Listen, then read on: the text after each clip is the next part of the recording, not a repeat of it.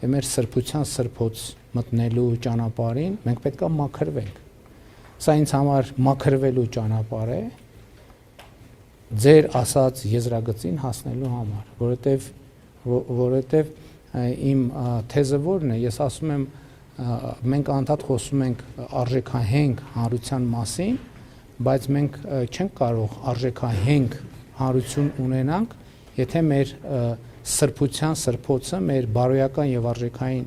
համակարգի էպիկենտրոնը աղտոտված է։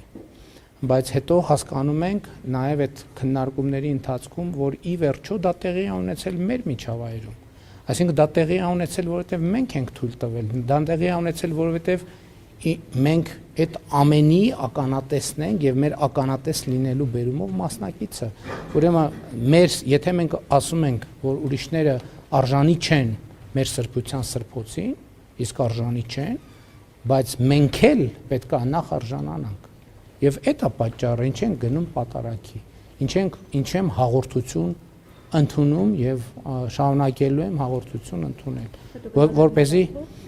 իհարկե գնալու ենք մայրաթորդա, երբ որ բավարար չափով մաքրված կզգամ ինձ այն ժամանակ։